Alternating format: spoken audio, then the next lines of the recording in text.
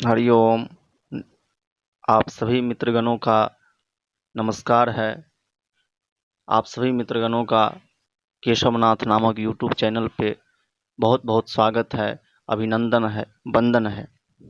मित्रों, जैसा कि आप लोग जानते हैं, केशवनाथ नामक यूट्यूब चैनल पे ब्राह्मण ग्रंथों का विस्तृत परिचय चल रहा है, विवेचन चल रहा है।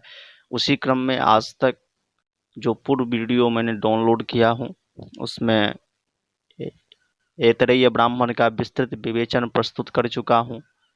इसके बाद सांख्यायन ब्राह्मण का विस्तृत विवेचन प्रस्तुत कर चुका हूँ। सांख्यायन ब्राह्मण को कौशितकी ब्राह्मण भी कहते हैं। कोई कहते हैं जो सांख्यायन जो है उनके गुरु जी का नाम कौशितक था। कौशितक होने के कारण जो है सांख्यायन ब्राह्मण को कौशितकी ब्राह्मण भी हम कहते हैं, कौशितकी ब्राह्मण भी कहते हैं। कोई कहते हैं जो कुशीतक से कौशितक से सांख्यायन जी ने ज्ञान प्राप्त किया था, और सांख्यायन को ज्ञान जब दिया तो सांख्यायन नाम से ही यह शाखा प्रसिद्ध हो गई। इसी कारण इसका नाम एक कौशितकी ब्राह्मण के रूप में भी सायन भाष्य इत्यादि ग्रंथों में चर्चा मिलता है। ऐतरेय ब्राह्मण जो है ऋग्वेद का पहला ब्राह्मण है। इसी प्रकार से कल हम शतपथ ब्राह्मण में कितने कांड है, कितने अध्याय है, इस विषय में चर्चा किए थे। आज थोड़ा थोड़ा पहले ऐतरेय ब्राह्मण में क्या क्या विषय है यह हम लोग देखेंगे ऐतरेय ब्राह्मण में, और फिर सांख्यायन ब्राह्मण में क्या विषय है। तो चलते हैं ऐतरेय ब्राह्मण में जो है पूर्व में देखते हैं क्या विषय है। तो कह रहे हैं जो यह ऐतरेय ब्राह्मण जो है क्या है, यह ऐतरेय ब्राह्मण ऋग्वेद का पहला ब्राह्मण है। और क्या कह रहे हैं तो कह रहे हैं जो ऐतरेय ब्राह्मण तो पहला ब्राह्मण है ही, इसके अलावा इसमें 8 पंचिका हैं। कितने पंचिका हैं? तो कह रहे हैं इसमें 8 पंचिका हैं। इसमें कितने पंचिका हैं? तो 8 पंचिका हैं। ये ध्यान रखिएगा, कितने पंचिका? 8 पंचिका है, 8 पंचिका है। और एक पंचिका जो है 5 अध्याय मिल करके एक पंचिका मिल बनता है। 5 अध्याय मिल करके क्या होता है? एक पंचिका का निर्माण होता है। इस प्रकार 8 पंचिका है, तो 8 गुने 5 बराबर 40 अध्याय। मतलब कि इसमें क्या हो गया, जो 8 पंचिका है, 40 अध्याय है, और 285 इसमें जो है कंडिका भी है। और प्रत्येक पंचिका में 5-5 अध्याय से बना हुआ है। 285 इसमें कंटिका है। अब चलते हैं इनके ग्रंथों का जो विषय है वह हम देखते हैं। तो कह रहे हैं जो प्रथम द्वितीय पंचिका में जो है अग्निष्टोम याग का वर्णन है। वह अग्निष्टोम याग जो है समस्त सोम याग के प्रकृति हैं। अग्निष्टोम याग क्या है? समस्त सोम याग का प्रकृति है। और ऐतरेय ब्राह्मण के प्रथम और द्वितीय पंचिका में अग्निष्टोम याग का वर्णन है। तृतीय चतुर्थ पंचिका में प्रातः सवन का वर्णन है, माध्याह्न दिन सवन का वर्णन है, सायं सवन का वर्णन है, और उसमें प्रयोग होने वाले समस्त शास्त्र का वर्णन किया गया है। और साथ साथ जो है अग्निष्टोम के जो विकृति याग है, उक्त अतिरात्र षोडशी नाम से जो विख्यात है, उनका भी वर्णन किया गया है। और पांचवा पंचिका में जो पांचवा पंचिका है उसमें द्वादशाह याग का वर्णन किया गया है। द्वादशाह याग का वर्णन किया गया है। और इस प्रकार मित्रों जो छठा पंचिका है उसमें जो 7 दिवस का याग होता है, दिवसात्मानाम यागानाम वर्णनम अस्ति, मतलब 7 दिवस की जो याग होता है उसका वर्णन किया गया है। इसके बाद सप्तम पंचिका का जो प्रधान विषय है वो राजसूय यज्ञ है। मित्रों, ऐतरेय ब्राह्मण का सप्तम पंचिका ही ध्यान रखने योग्य है। इसमें देखिए, पहला तो राजसूय यज्ञ का वर्णन है, दूसरा सुनासेप उपाख्यान जो है उसका वर्णन किया गया है, जिसमें कि चरैवेति इस सूक्ति का भी यहीं पे ही वर्णन होता है। और अष्टम पंचिका में जो है ऐतिहासिक महाभिषेक का वर्णन है, नृपस्य महाभिषेक का वर्णन है। नृपस्य जो मतलब चक्रवर्ती राजा लोग होते हैं उसका जो है अत्यंत रोचकतया वर्णन किया गया है। और ऐतरेय ब्राह्मण को जो अंतिम अध्याय है, उस अंतिम अध्याय में जो है पुरोहित की महिमा का वर्णन किया गया है। धार्मिक और राजनीतिक स्थिति की भी वर्णन की गई है। अब हम चलते हैं सांख्यायन ब्राह्मण की ओर। सांख्यायन ब्राह्मण के बारे में मित्रों मैंने कहा था, जो इसको कौशितकी ब्राह्मण कहते हैं। क्यों कहते हैं? तो कोई विद्वान कहते हैं जो सांख्यायन ऋषि जो हैं उनके गुरु का नाम कौशितक था, तो कौशितक होने के कारण इसको हम कौशितकी ब्राह्मण का भी कहते हैं। इसमें जो है केवलम 63 अध्यायाः सन्ति, इसमें केवल 30 अध्याय है और वह अध्याय खंड में विभक्त है। संपूर्ण खंड का संख्या इसमें 226 है। और इसमें जो है आचार्य पै के नाम का जो मत रखा गया है वो कौशितकी ऋषि के विरोध में रखा गया है। इस प्रकार से सांख्यायन ब्राह्मण के हम लोग परिचय पढ़ लिए। अब शतपथ ब्राह्मण की ओर चलते हैं। तो मित्रों मैंने कहा था जो माध्यंदनीय शाखीय शतपथ ब्राह्मण है, कण्व शाखीय शतपथ ब्राह्मण है। तो कण्व शाखीय शतपथ ब्राह्मण में 17 कांड होते हैं, 104 अध्याय होता है। किंतु मध्यांतनीय शतपथ ब्राह्मण में 14 कांड होता है, 100 अध्याय होता है, 68 ब्राह्मण की संख्या होता है, 438 कंटिका की संख्या होती है, 6806 जो है कंटिका की संख्या होती है और ब्राह्मण की संख्या 438 होता है। और माध्यंतनी शतपथ ब्राह्मण में प्रथम कांड से लेकर नवम कांड पर्यंत जो है पिंड पितृ यज्ञ के छोड़ करके सारे विषय जो है माध्यंतनी संहिता के अनुसार ही प्रस्तुत किया गया है। अब मित्रों हम शतपथ ब्राह्मण का जो प्रथम कांड से लेकर के जो विषय वर्णित किया गया है उस विषय की ओर चलते हैं। तो प्रथम कांड में जो है 10 पूर्ण माशिष्टि याग का वर्णन किया गया है। शतपथ ब्राह्मण के द्वितीय कांड में आधान, अग्निहोत्र, पिंड पितृयज्ञ, आग्रायन, चतुर्मास्यादि याग का वर्णन किया गया है।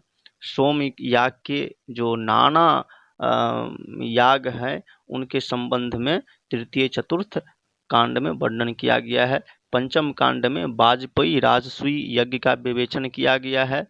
षष्ठम कांड से लेकर के 10वें कांड पर्यंत मूसा संभरण, विष्णुक्रम, वनिवाहन कर्म आदि का वर्णन किया गया है संपूर्णतया। और शतरुद्रीय होम, चिति संपत्ति और उपनिषद आदि का भी इसी में वर्णन किया गया है। अब मित्रों चलते हैं हम लोग आगे की ओर। तो आगे कहा गया है जो त्रयोदश कांड में जो है प्रवर्ग याग का वर्णन किया गया है। और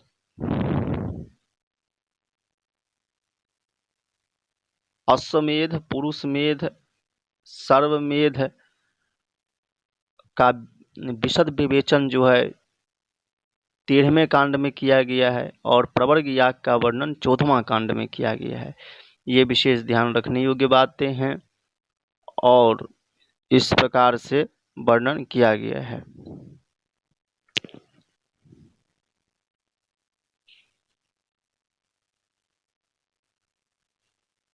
और मित्रों इसमें ध्यान रखिएगा जो तृतीय चतुर्थ कांड का जो विषय है वो सोमयाग है।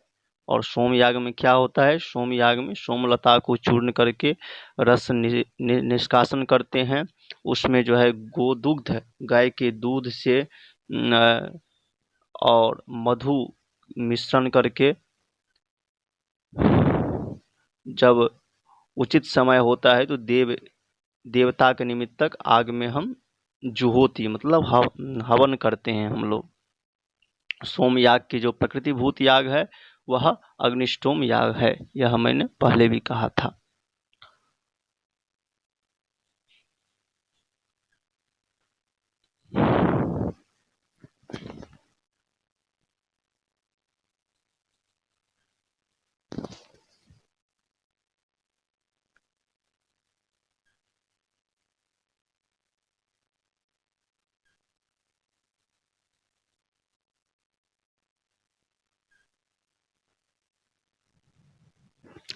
अब जो पूर्णमास याग होता है वह पूर्णिमा के बाद की जो तिथि होती है उस तिथि को संपन्न होता है। उसी प्रकार जो दर्श याग होता है वह अमावस्या की बाद की जो तिथि होती है उस तिथि को संपन्न होती है, वह यज्ञ संपन्न होता है। और पिंडी पितृ यज्ञ जो होता है मित्रों, वह जो पितर के तृप्ति के निमित्त वो यह यज्ञ जो है किया जाता है। इस प्रकार मित्रों जो है वर्णन किया गया है। अब हम चलते हैं पंचम कांड में जो है वाजपेयी और राजसूय यज्ञ का विस्तृत विवेचन किया गया है। अब मित्रों जो राजसूय यज्ञ है वो पंचम कांड में वाजपेयी राजसूय यज्ञ का जो है विवरण किया गया है। तो मित्रों अब इसमें जो है देखने योग्य बात ये है, जो मूर्धाभिषिक्त राजा लोग जो होते हैं वही राजसूय यज्ञ कर सकते हैं, ऐसा शास्त्रों में वर्णन किया गया है। जो मूर्धाभिषिक्त जो राजा होते हैं वही राजसूय यज्ञ करने के अधिकारी होते हैं, तथा जो अश्वमेध यज्ञ होता है वह भी मूर्धाभिषिक्त राजा जो होते हैं, राजन्य जो होते हैं वही लोग कर सकते हैं, ऐसा शास्त्रों में कहा गया है।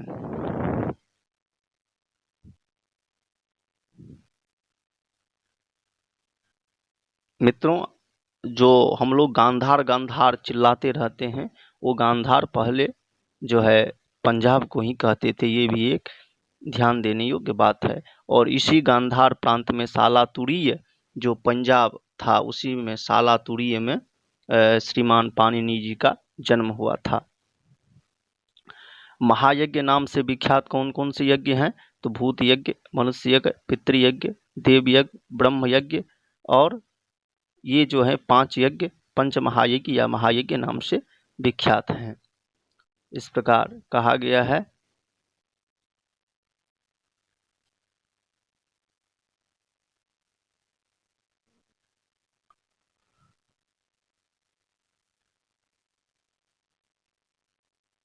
अब कहने जो ऋचा का जो हम अध्ययन करते हैं तो वह क्या होता है, तो कहते हैं जो ऋचा का अध्ययन देवता के लिए जैसे हम पयस से होम करते हैं उसी प्रकार है। यजुषः आज्ञा होते ही, और जो यजुर्वेद का हम लोग पाठ करते हैं और घी से जो होम करते हैं वो समान है। सोमस्य सोम होते ही, सोमा होते ही, और जो हम साम वेद को पाठ करते हैं तो उससे सोमाहुति, जो सोम याग में जो सोम बना करके हम लोग हवन करते हैं तदवत फल मिलता है। अथर्वांगी रसो, और जो अथर्ववेद का पाठ करते हैं तो मेदाहुतिश्च, मेदाहुति के द्वारा जो हम लोग, और देवेभ्यः मधुना आहुति रिवास्ति, अर्थात जो हम मधु से हवन करेंगे वैसा ही फल मिलता है, ऐसा शास्त्रों में कहा गया है।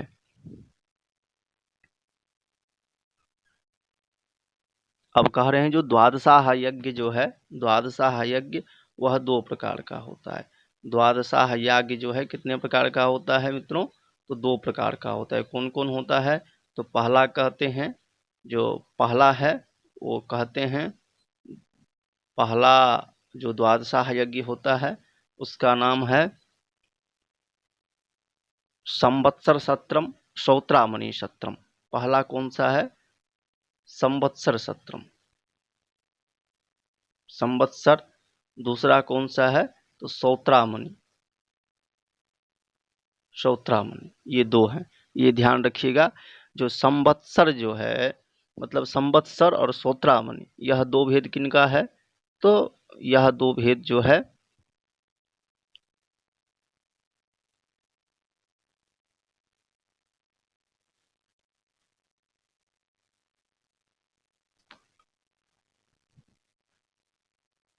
ये भेद नहीं है मित्रों।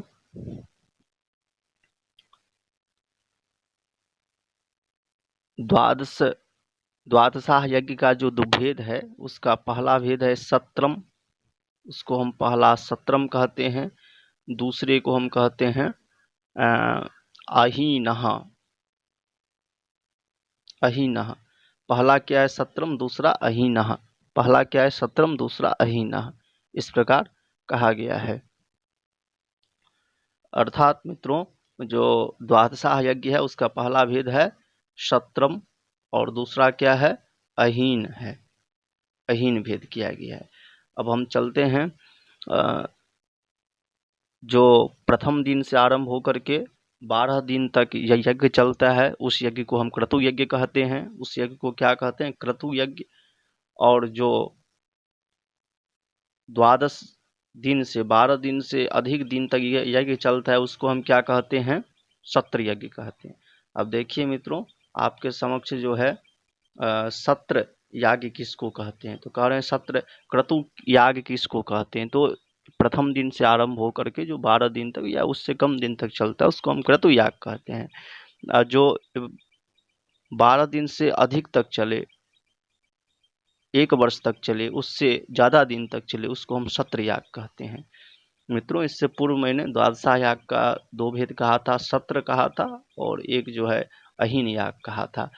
अब जो है हम लोग चलते हैं, देखते हैं जो 11वां अध्याय है उसमें क्या वर्णन किया गया है। तो 11वें अध्याय में वर्णन किया गया है द्वादश सत्र का वर्णन किया गया है, संवत्सर सत्र का वर्णन किया गया है, श्रोत्रामणि सत्र का वर्णन किया गया है, आर्धदैहिक अनुष्ठान इत्यादि का वर्णन किया गया है।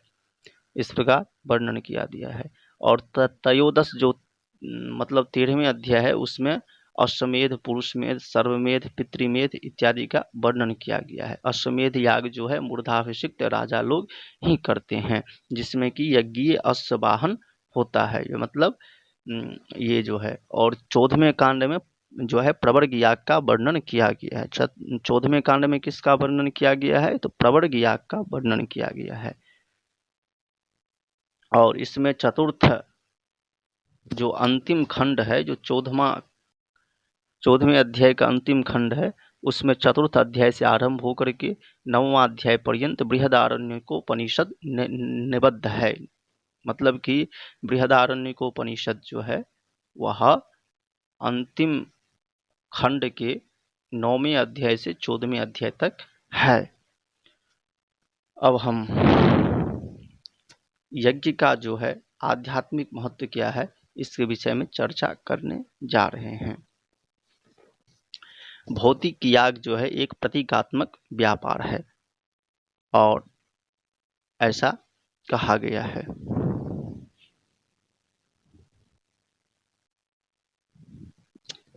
इस संपूर्ण जगत में जो है दो प्रधान तत्व है, पहला है अग्नि, दूसरा है सोम। जैसा कि पंक्ति भी कहा गया है, अग्नि सोमात्मकम जगत। अग्नि सोमात्मक जो है यह जगत है। अग्निरस्ति अन्नादः। अग्नि क्या है, तो अन्नाद है, अर्थात अन्नस्य भक्षणकर्ता पुरुष तत्व, अन्न का भक्षण करने वाला पुरुष तत्व। सोम सोम क्या है, तो सोमोस्ति अन्नम। सोम है अन्न, अर्थात उपभोग्या स्त्री तत्वम। और इन्हीं दो तत्वों के सामंजस्य से जगत का कल्याण होता है।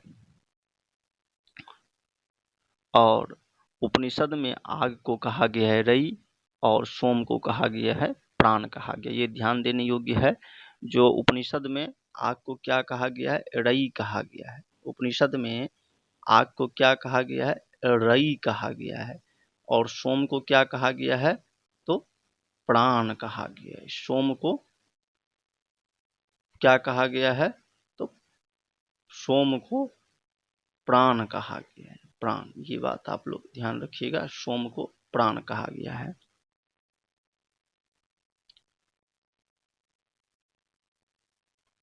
और मित्रों, हम लोग चलते हैं शतपथ ब्राह्मण जो है प्राचीन है या क्या है नहीं है, इस पे हम थोड़ा सा चर्चा कर लेते हैं। तो एक बाकर नागल महोदय हैं, वे जो है पंचविंश ब्राह्मण को, तैत्तरीय ब्राह्मण को प्राचीन मानते हैं। ऐतरेय ब्राह्मण और शतपथ ब्राह्मण को इस दृष्टि से पंचविंश ब्राह्मण और तैत्तरीय ब्राह्मण से थोड़ा सा अर्वाचीन मानते हैं। ओल्डनबर्ग महोदय जो हैं वह तैत्तरीय संहिता को अर्वाचीन मानते हैं और ऐसा उनका मत है। किंतु डॉक्टर कीथ जो हैं, कीथ महोदय, वो भी प्रसिद्ध विचारक हुए हैं, वह जो है शतपथ ब्राह्मण को बहुत ही प्राचीन मानते हैं। अब मित्रों चलते हैं हम जो शतपथ ब्राह्मण में ये यकार का उच्चारण जकार होता है, शकार का खकार होता है, अनुस्वार का गुम गुंग गुंग होता है उच्चारण, वकार का जो है द्वितीय वकार उच्चारण होता है। इसी प्रकार ऋकार युक्त रेफ का रे उच्चारण होता है, जैसे कि सहस्रशी रेखा, ये उच्चारण होता है। युष्म उष्म वर्ण युक्त लकार का उच्चारण ले होता है। यह जो है उच्चारण पद्धति मानदंडनीय शाखीय में होता है और शतपथ ब्राह्मण में भी ये दिया गया है। अब शतपथ ब्राह्मण की विशिष्टता क्या है, इस विषय में हम लोग थोड़ा सा चर्चा कर रहे हैं। अनेकया दृष्टया ब्राह्मण ग्रंथेषु शतपथ ब्राह्मणस्य महत्वम् अस्ति। अनेक दृष्टि से ब्राह्मण ग्रंथों में शतपथ ब्राह्मण का बहुत ही महत्व है। मनोरम रीत्या वैदिक विधानस्य याज्ञिक व्यवहारस्य स शिक्षार्थमेव। इस प्रकार मित्रों कहा गया है।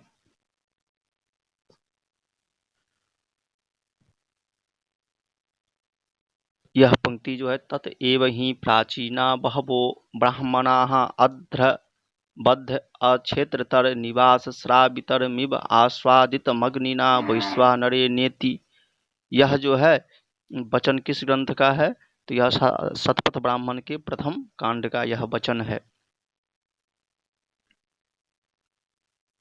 यह जनक जो है वह क्या है, तो यह जनक जो है मिथिला देश के राजा का उपाधि था, और जनक जो होते थे उनके का जो है गुरु कौन था, तो याज्ञवल्क्य था। और याज्ञवल्क्य के जो गुरुजी हैं उनका नाम क्या है, तो उद्दालक आरुणि उनके गुरुजी का नाम था।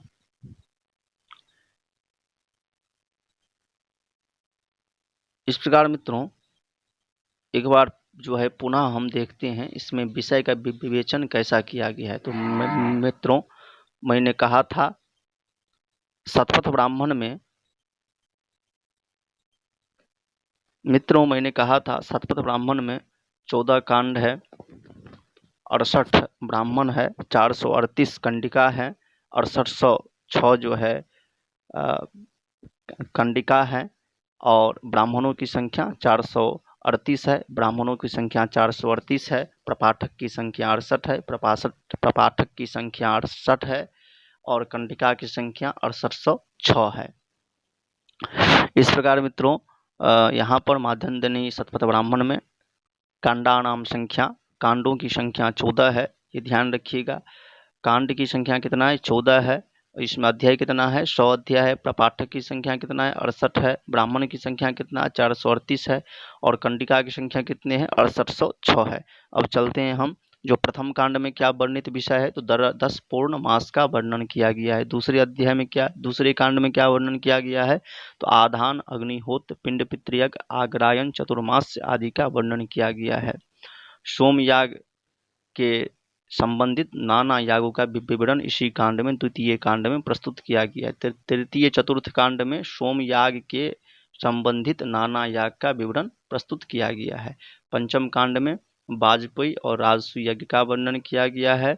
षष्ठ कांड से लेकर के दशम कांड पर्यंत जो है मूसा संभरण, विष्णु क्रम, वनिवाहन, चयनादि का वर्णन किया गया है। शतरुद्रीय, होमचिति, संपत्ति, उपनिषद आदि का वर्णन किया गया है। इस प्रकार कहा जाता है। और इसके आगे जो है 13वें अध्याय में प्रवर्ग याग का वर्णन किया गया है। 14वें अध्याय में 14वें अध्याय में प्रवर्ग याग का वर्णन किया गया है, किंतु जो 13वां अध्याय है उसमें अश्वमेध, पुरुषमेध, सर्वमेध आदि का वर्णन किया गया है। ये जो है इनका वर्णन का विषय रहा। अब हम चलते हैं। सोमयाग का प्रकृति याग, भूत याग होता है।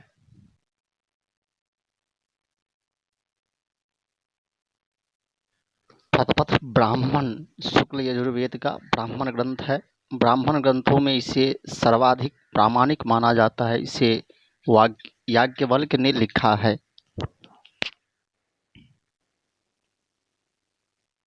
भाषाई रूप से शतपथ ब्राह्मण वैदिक संस्कृत ब्राह्मण काल के बाद के हिस्से से संबंधित है, यानी लगभग 8वीं से 6ठी शताब्दी ईसा पूर्व, iron age India. Shatapatha Brahmana में गणित 16 सूत्रों की तरह शतपथ ब्राह्मण में भी यज्ञ की वेदियां तथा अन्य ज्यामितीय रचनाएं बनाने की विधियां दी गई है और यह समाज में उपयुक्त है।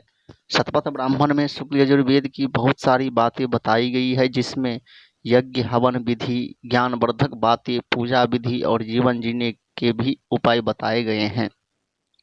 मनुष्य के जीवन में बहुत सारी समस्याओं का समाधान इस ग्रंथ में बताई गई है, जिसको एक साधारण मनुष्य भी अपनाकर अपनी जीवन शैली बदलकर केवल इस भवसागर से मुक्ति पा ही सकता है, साथ ही साथ मोक्ष का भी उत्तराधिकारी बन सकता है।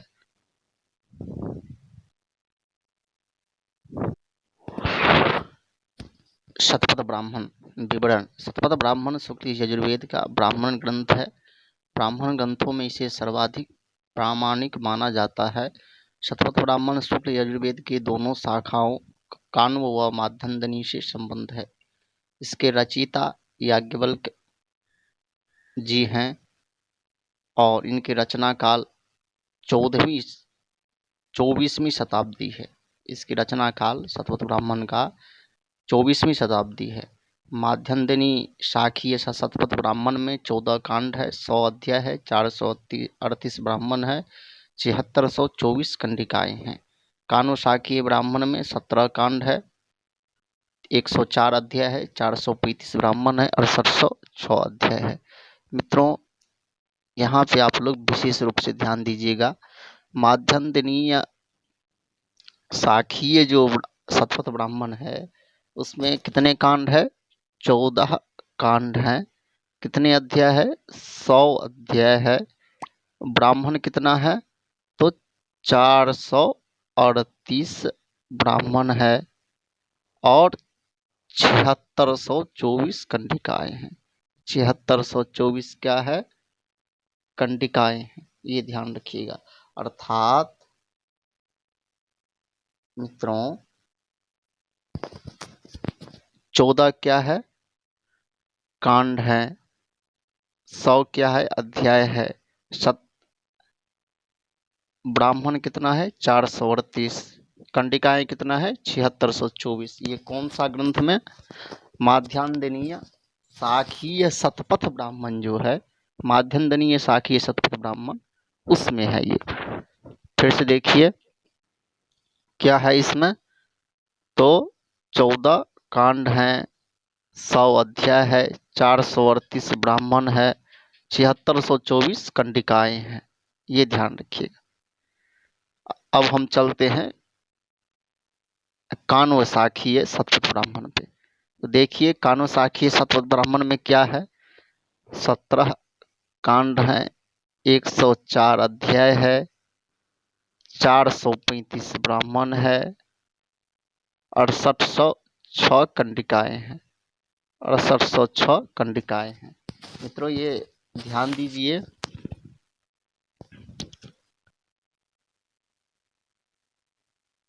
सत्रह क्या है? कांड है, 104 अध्याय है, 435 ब्राह्मण है, 6806 कंडिकाएं हैं। 6806 क्या है? कंडिकाएं हैं। मित्रों फिर से आप लोग ध्यान दीजिए। 17 क्या है? कांड है, 104 अध्याय है, 435 ब्राह्मण है, 6806 कंडिकाएं हैं। ये ध्यान दीजिएगा मित्रों आप लोग। तो देखिए यहाँ पे स्पष्ट रूप से कहा गया है 17 कांड हैं, 104 अध्याय है, 435 ब्राह्मण है, 6806 कंडिकाएं हैं। और इस ब्राह्मण में महत्वपूर्ण आख्यान कौन कौन से हैं? तो इंद्र वित्र युद्ध है, योषित कामी गंधर्व है, सुपर्णित तथा कद्रु, च्यवन भार्गव, सर्यात मानव, स्वरभानु, असुर तथा सूर्य, वेन्य असुर, नमूची एवं इंद्र, पुरर्वा, उर्वशी, केशिन, राजन्य, मनु एवं श्रद्धा, जल प्लावन आदि के आख्यान अत्यंत महत्वपूर्ण है। अन्य जानकारियां, शतपथ ब्राह्मण के अनुसार सृष्टि के आरंभ में ब्राह्मण के दो रूप थे, मूर्त और अमूर्त। इन्हें यत एवं त्यत अर्थात सत तथा असत कहा जा सकता है। द्वैवाव ब्राह्मणो रूपे मूर्ते चायवामूर्तम स्थितम च यच्च सच्च। शतपथ ब्राह्मण अंग्रेजी में शतपथा ब्राह्मणा ये लिखते हैं। शुक्ल यजुर्वेद का ब्राह्मण ग्रंथ है। ब्राह्मण ग्रंथों में इसे सर्वाधिक प्रामाणिक माना जाता है। शतपथ ब्राह्मण शुक्ल यजुर्वेद की दोनों शाखाओं कनु व माध्यन्दिनी से संबंध है। यह सभी ब्राह्मण ग्रंथों में सर्वाधिक महत्वपूर्ण ग्रंथ है। इसके रचयिता याज्ञवल्क्य माने जाते हैं। शतपथ के अंत में उल्लेख है, श आदि न्यानि मानि शुक्लानि यजुंसि वाजस्नि याज्ञवल्क्येन ख्याप्यन्ते। शतपथ ब्राह्मण में 14 कांड है, जिसमें विभिन्न प्रकार के यज्ञों पूर्ण एवं विस्तृत अध्ययन मिलता है। 6 से 10 कांड तक जो शांडिल्य कांड है, इसमें गंधार कई साल जनपदों की विशेष चर्चा की गई है। अन्य कांडों में आर्यावर्त के मध्य तथा पूर्वी भाग, कुरु, पांचाल, कौशल, विदेह, सृजन्य आदि जनपदों का उल्लेख है।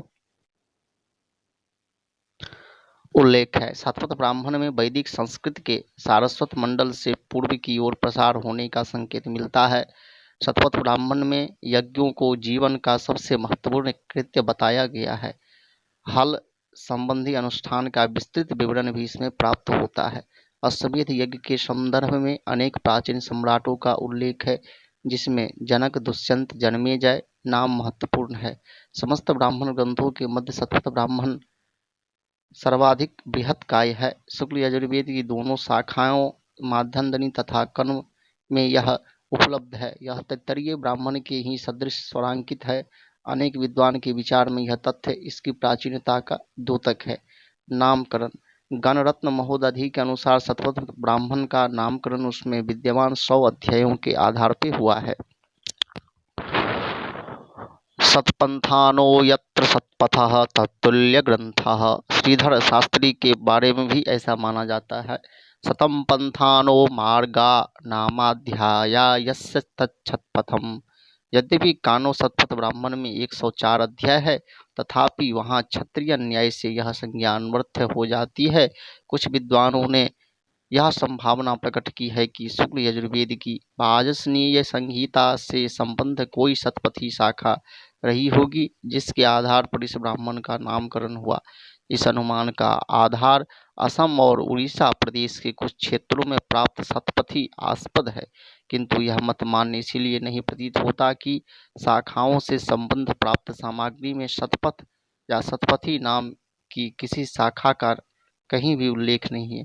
100 अध्याय वाली बात ही अधिक विश्वसनीय प्रतीत होती है।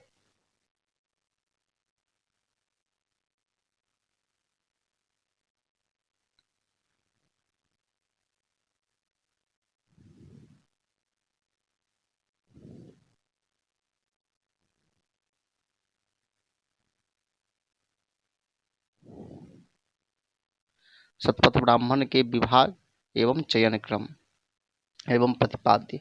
माध्यन्दिनी शतपथ ब्राह्मण में 14 कांड हैं, 100 अध्याय है, 438 ब्राह्मण है, 76 कंडिकाएं हैं। माध्यन्दिनी शतपथ ब्राह्मण में कितने कांड हैं? 14 कांड हैं, 100 अध्याय है, 438 ब्राह्मण है, 7624 कंडिकाएं। 7624 कंडिकाएं हैं, 438 ब्राह्मण है, 100 अध्याय है, 14 कांड है। प्रथम कांड में 10 पूर्ण, प्रथम कांड में क्या वर्णन किया गया है? तो 10 और पूर्णमास इष्टियों का प्रतिपादन किया गया है। द्वितीय कांड में अग्न्याधान, पुनराधान, अग्निहोत्र, का उपस्थापन, प्रवत्स्योदुपस्थान, आगतोपस्थान, पिंड पितृयज्ञ, आग्रायन, दक्षिणायन, चतुर्मास्यादि यागों की मीमांसा की गई है। तृतीय कांड में दीक्षाभिषव पर्यंत सोमयाग का वर्णन है। चतुर्थ कांड में सोमयाग के तीनों सवनों के अंतर्गत किए जाने वाले कर्मों का षोडशी सदृश सोम संस्था, द्वादशाह याग तथा सत्रादि यागों का प्रतिपादन हुआ है। पंचम कांड में वाजपेयी तथा राजसूय यागों का वर्णन है। छठे कांड में उषा संभरण तथा विष्णु क्रम का विवेचन है।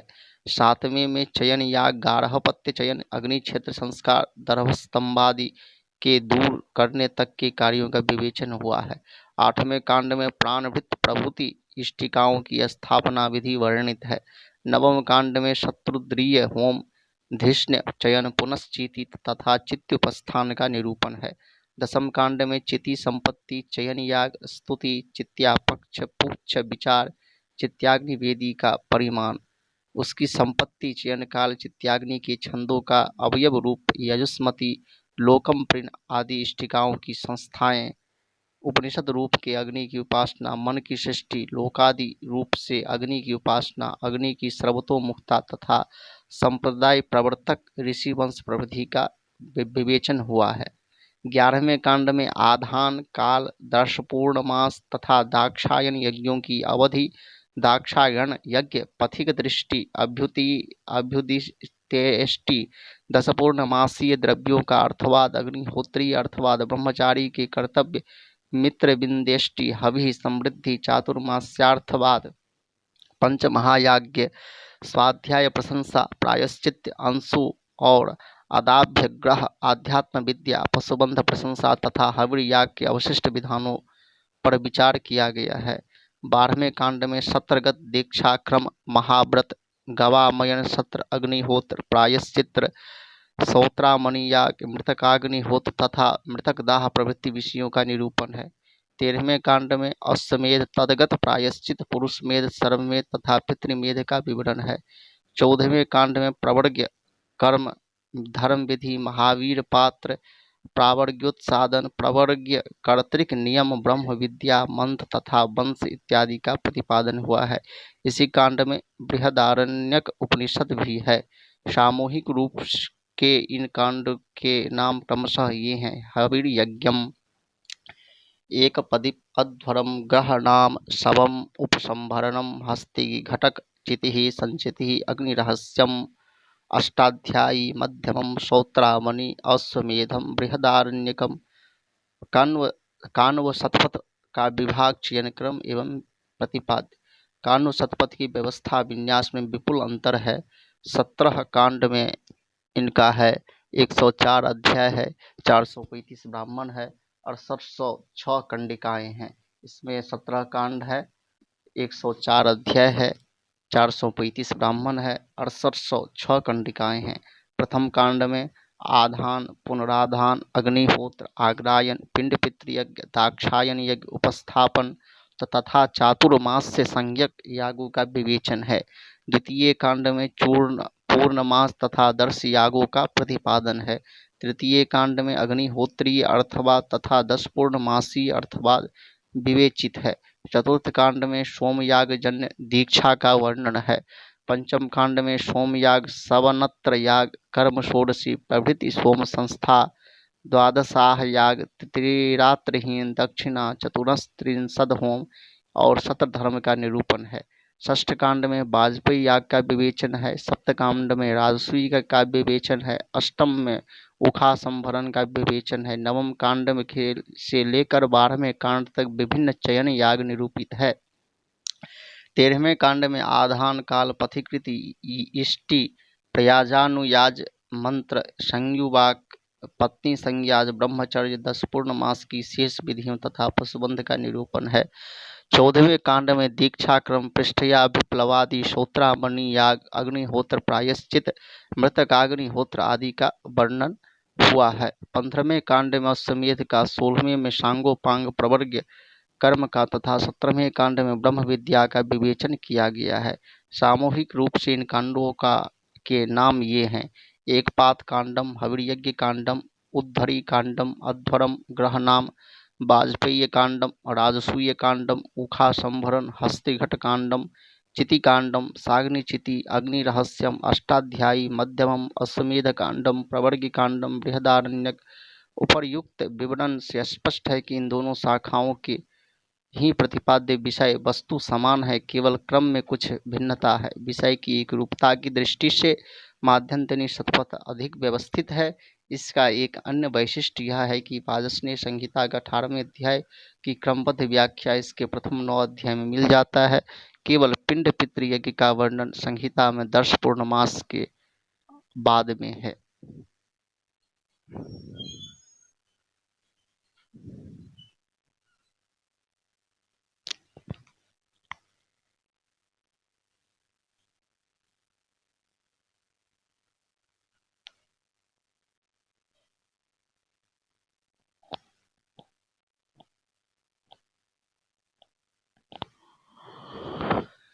शतपथ ब्राह्मण के प्रवचनकर्ता।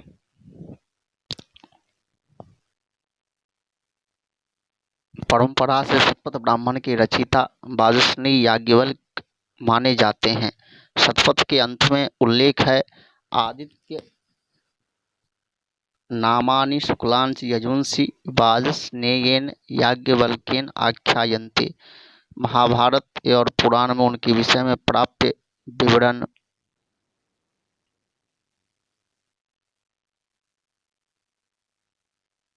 के अनुसार याज्ञवल्क्य का आश्रम सौराष्ट्र क्षेत्र के आनर्त भाग में कहा था। जनक से संबंध होने पर मिथिला में भी उन्होंने निवास किया। श्रीधर शर्मा बारे के अनुसार उनका जन्म श्रावण शुक्ल चतुर्दशी विद्या पूर्णिमा को हुआ। वायु पुराण, ब्रह्मांड पुराण, विष्णु पुराण उनके पिता का नाम ब्रह्मरात बतलाया है, जबकि भागवत पुराण के अनुसार याज्ञवल्क्य देवरात्र के पुत्र थे। अनुश्रुति के अनुसार उनके गुरु वैशंपायन थे, जिनसे बाद में उनका मतभेद हो गया। तदनंतर उन्होंने सूर्य की उपासना की, जिससे उन्हें समग्र वेदों का ज्ञान प्राप्त हुआ। जनक ने उनकी इसी प्रसिद्धि से आकृष्ट होकर अपने यहाँ आमंत्रित किया। वे वाजस्नेयी कहलाते थे। वाज इत्यन्यस्य नामधेयम् अन्नम वे वाज इति श्रुतेः वाजस्य सनिधनि यस्य महर्षेरस्ति सोऽयं वाजसनिस्तस्य पुत्रो वाजस्नेय इति तस्य याज्ञवल्क्यस्य नामधेयम्। कानुसंहिता भाष्योपक्रमणिका। स्वयं शतपथ ब्राह्मण ने याज्ञवल्क्य को वाजस्नेय बतलाया है, इसीलिए उसी को अंतिम रूप से स्वीकार किया जाना चाहिए। ब्रह्मरात या देवरात इत्यादि उन्हीं के नामांतर हो सकते हैं। स्कंद पुराण के नागर खंड के अनुसार याज्ञवल्क्य की माता का नाम सुनंदा था। कंसारिका उनकी बहन थी। बृहदारण्यकोपनिषद से ज्ञात होता है कि याज्ञवल्क्य की कात्यायनी और मैत्रेयी नामनी 2 पत्नियां थी। पुराणों में कात्यायनी का उल्लेख कल्याणी नाम से भी है। स्कंद पुराण ने ही कात्यायन और पाराशर को एक मानकर उन्हें याज्ञवल्क्य का पुत्र बतलाया। स्कंद पुराण ने ही कात्यायन और पाराशर को एक मानकर याज्ञवल्क्य का पुत्र बतलाया। उल्लेखनीय है कि शुक्ल यजुर्वेद का गृह्य पारस्कर गृह्य सूत्र के रूप में प्रसिद्ध है। महाभारत शांति पर्व के अनुसार याज्ञवल्क्य के 100 शिष्य थे। वैशंपायन को याज्ञवल्क्य का मातामह बताया गया है। ततः स्वमातामहा न महामुनिर्वृद्धाद् वैशंपायनाद्यजुर्वेदमधीतवान्। पुराण में याज्ञवल्क्य की अनेक सिद्धियों और चमत्कारों का उल्लेख है। परंपरा याज्ञवल्क्य को शुक्ल यजुर्वेद संहिता और शतपथ ब्राह्मण के संपादन के अतिरिक्त याज्ञवल्क्य स्मृति, याज्ञवल्क्य शिक्षा, योगी याज्ञवल्क्य शीर्षक अन्य ग्रंथों के प्रणयन का श्रेय भी देता है। संभव है प्रथम याज्ञवल्क्य के अनंतर उसकी परंपरा में याज्ञवल्क्य उपाधिधारी अन्य याज्ञवल्क्यों ने स्मृति प्रभृति ग्रंथों की रचना की हो। यजुर्वेद संहिता। इस वेद की 2 संहिता हैं। शुक्ल यजुर्वेद याज्ञवल्क्य को प्राप्त हुआ, उसे वाजस्नेय संहिता भी कहते हैं। वाजस्नेय संहिता की 17 शाखाएं हैं। उसमें 40 अध्याय है। उसका प्रत्येक अध्याय कंडिकाओं में विभक्त है। जिनकी संख्या 1975 है। इसके पहले 25 अध्याय प्राचीन माने जाते हैं और पीछे 15 अध्याय के बाद के इसमें दर्श पौर्णमास, अग्निष्टोम, वाजपेयी, अग्निहोत्र, चतुर्मास, अश्वमेध, पुरुषमेध आदि यज्ञों का वर्णन है। कृष्ण यजुर्वेद संहिता शुक्ल से की है, उसे तैत्तरीय संहिता भी कहते हैं। यजुर्वेद के कुछ मंत्र ऋग्वेद के हैं तो कुछ अथर्ववेद के हैं।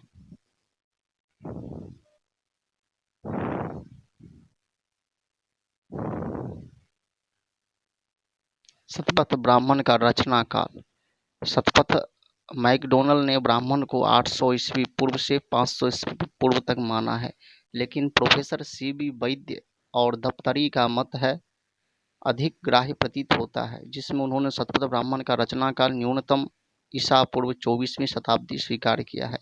यह आगे ईसा पूर्व 3000 तक जाता है। उनके अनुसार शतपथ ब्राह्मण की रचना महाभारत युद्ध के अनंतर हुई। महाभारत का युद्ध ईस्वी पूर्व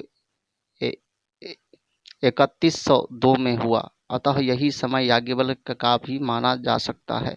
प्रोफेसर विंटर नित्स भी महाभारत युद्ध की उपयुक्त तिथि से सहमत प्रतीत होते हैं, इसीलिए आज से प्रायः 500 वर्ष पूर्व शतपथ ब्राह्मण का रचना काल माना जा सकता है। प्रोफेसर कीथ ने भी शतपथ ब्राह्मण को अपेक्षाकृत अधिक प्राचीन ब्राह्मण माना है। कृतिकाओं के विषय में भी शतपथ में जो विवरण मिलता है वह शंकर बालकृष्ण दीक्षित के अनुसार 3000 ईस्वी पूर्व के आसपास का ही है। शतपथ के अनुसार कृतिकाएं ठीक पूर्व दिशा में उदित होती है और वे वहां से च्युत नहीं होते हैं। पंडित सातवलेकर के अनुसार किसी ऋषि ने कृतिकाओं को पूर्व दिशा में अच्युत रूप में देखा, तभी शतपथ में उसका उल्लेख वर्तमान कालिक क्रिया से किया गया। अब तो पूर्व दिशा को छोड़कर कृतिकाएं ऊपर की ओर अन्यत्र चली गई। उनका ऊपर की ओर स्थानांतरण 500 वर्षों में कम की अवधि में नहीं हो सकता। तांड्य ब्राह्मण में सरस्वती के लुप्त होने के स्थान का नाम मिलता है। विंसन तथा पुनः उद्भूत होने के स्थान का नाम प्लक्ष पाश्रवण, किंतु शतपथ में सरस्वती के लुप्त होने की घटना का उल्लेख नहीं है। प्रतीत होता है कि शतपथ के काल तक सरस्वती लुप्त नहीं हुई थी। राजा के अभिषेकार्थ जिस सारस्वत जल को तैयार किया जाता था उसमें सरस्वती का जल भी मिलाया जाता था। इस तथ्य से भी शतपथ की प्राचीनता पर प्रकाश पड़ता है। शतपथगत यज्ञ मीमांसा का वैशिष्ट्य। शतपथ में विविध प्रकार के यज्ञों के विधि विधान का अत्यंत सांगोपांग ग्रंथ महत्वपूर्ण सांगोपांग विवरण प्राप्त होता है। मैकडोनल ने इसी कारण इसे वैदिक वाङ्मय में ऋग्वेद अथर्ववेद के अनंतर सर्वाधिक महत्वपूर्ण ग्रंथ बतलाया है। यज्ञों के नाना रूपों तथा विविध अनुष्ठानों का जिस असाधारण परिपूर्णता के साथ शतपथ में निरूपण है, अन्य ब्राह्मणों में नहीं। आध्यात्मिक दृष्टि से भी यज्ञों के स्वरूप निरूपण का श्रेय इस ब्राह्मण को प्राप्त है। शतपथ ब्राह्मणकार इस तथ्य से अवगत हैं कि वैध याग एक प्रतीकात्मक व्यापार है, इसीलिए उसने अंतर्याग एवं बहिर्याग में पूर्ण सामंजस्य तथा अनुरूप्य पर बल दिया है। प्रोफेसर लुइस रेनू ने भी इस ओर इंगित किया है। शतपथ के अनुसार यज्ञ का स्वरूप द्विविध है, प्राकृत एवं कृत्रिम। प्राकृत यज्ञ प्रकृति में निरंतर चल रही है, उसी के अनुगमन से अन्य यज्ञों का विधान बने। देवान अनुविधा वै मनुष्याः यद्देवाः अकुर्वन् तदहं करवाणि। यज्ञ के नामकरण का हेतु उसका विस्तृत किया जाना है। तद यदेनम तन्वते ये तदेनम जनयन्ति स तायमानो जायते। इस ब्राह्मण में बाघ, पुरुष, प्राण, प्रजाति, विष्णु आदि को यज्ञ से समीकृत किया गया है। शतपथ ने यज्ञ को जीवन का सबसे महत्वपूर्ण कृत्य बतलाया है। यज्ञो वै श्रेष्ठतमं कर्म, तदनुसार जगत मणि सोमात्मक है। सोम अन्न है तथा अग्नि अन्नाद है। अग्नि रूपी अन्नाद सोम रूपी अन्न की आहुति ग्रहण करता रहता है। यही क्रिया जगत में सतत विद्यमान है। शतपथ ब्राह्मण में यज्ञ की प्रतीकात्मक व्याख्याएं भी है। एक रूपक के अनुसार यज्ञ पुरुष है, हविर्द्वान उसका सिर, आहवनीय मुख, आग्नेय तथा मार्जलीय दोनों बाहुएं है। यहाँ यज्ञ का मानवीकरण किया गया है। षष्ठी यज्ञ का रूपक भी उल्लेख्य है। तदनुसार संवत्सर ही यजमान है। ऋतुएं यज्ञानुष्ठान कराती है। बसंत आनिद्र है, अतः बसंत में दावाग्नि फैलती है। ग्रीष्म ऋतु अध्यर्यु स्वरूप है, क्योंकि वह तप्त सी होती है। वर्षा उद्गाता है क्योंकि उसमें जोर से शब्द करते हुए जल वर्षा होती है। प्रजा ब्रह्मावती है, हेमंत है। यह यज्ञ पांक्त शतपथ ने यज्ञ को देवों की आत्मा कहा है। अनृत भाषणादि कार्यों से यज्ञों को क्षति पहुंचती है। यज्ञ ही प्रकाश दिन देवता तथा सूर्य हैं। देवों ने यज्ञ के द्वारा ही सब कुछ पाया है। यज्ञ के द्वारा यजमान मृत्यु से ऊपर उठ जाता है। शतपथ ने यज्ञ मीमांसा का प्रारंभ महावीर यागों से किया है, जिनका आधार अग्निहोत्र है। अगर अग्नि मृत्यु के पश्चात भी नष्ट नहीं करता, अपितु माता पिता के समान नवीन जन्म देता है। अग्नि कभी भी बंद नहीं होता। वह यजमान को स्वर्ग ले जाने वाले नौका के सदृश है। नौरह बा येषा यद यदग्निहोत्रम अध्वरो वै यज्ञ प्रभृति उल्लेखों से स्पष्ट है कि शतपथ की दृष्टि में सामान्यतः यज्ञ में हिंसा नहीं होनी चाहिए। 11वें कांड में पंचम महायज्ञ, भूत यज्ञ, मनुष्य यज्ञ, पितृयज्ञ, देवयज्ञ, ब्रह्म यज्ञ का विशेष विवेचन है। स्वाध्याय रूप ब्रह्म यज्ञ की प्ररोचना करते हुए वही कहा गया है कि ऋक् का अध्ययन देवों के लिए पयस की आहुति है, यजुष का आज्याहुति, साम का सोमाहुति, अथर्वांगिरस का मेदस आहुति, विभिन्न वेदांगों अनुशासन, वाको वाक्य, इतिहास, पुराण तथा नाराशंसी गाथाओं का अध्ययन देवों के लिए मधु की आहुति है। पंडित मोतीलाल शास्त्री ने शतपथ ब्राह्मण की याग विवेचना में निहित आध्यात्मिक प्रतीकबद्धता की विशद व्याख्या अपने विज्ञान भाष्य में की है। शतपथ ब्राह्मण ने यज्ञ की सर्वांगीण समृद्धि पर बल दिया है। इसके लिए याज्ञवल्क्य ने अनेक पूर्ववर्ती यागवेत्ताओं से अपना मत वैभिन्न भी प्रकट किया है। उनकी दृष्टि में यज्ञ एक सजीव पुरुष है, उसके लिए भी शरीर के आच्छादनार्थ वस्त्र एवं क्षुद्र पिपासा समनार्थ भोजन चाहिए। वे कण कण संत मंत्र जीवन प्रदायनी शक्ति देखते हैं। किसी भी रूप में यज्ञ का अंग वैकल्य उन्हें अभिष्ट नहीं है।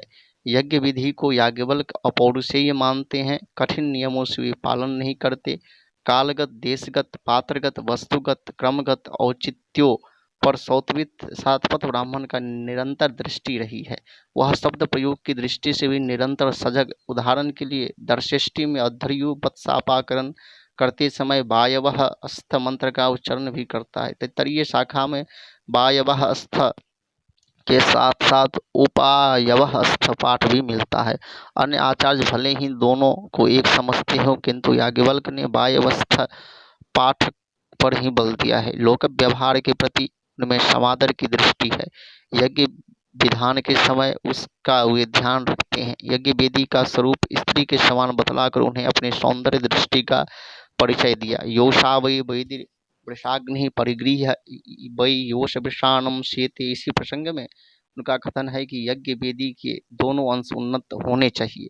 मध्य में उसे पतली होना चाहिए, उसका पिछला भाग अधिक चौड़ा होना चाहिए। सा वै पश्चिमात् गरीयसी स्यात् मध्ये संस्वरिता पुनः पुरस्तादुर्व्येवमिव हि योषां प्रशंसन्ति श्रोणिर्विमृष्टान्तरां सा मध्ये सांग्रह्योति जुष्टा मेवैनामेतद्देवेभ्यः करोति। इस प्रकार यज्ञ विवेचना के प्रसंग में शतपथ ब्राह्मणकार का दृष्टिकोण अत्यंत व्यवहारिक, सर्वांगीण, कलामय है।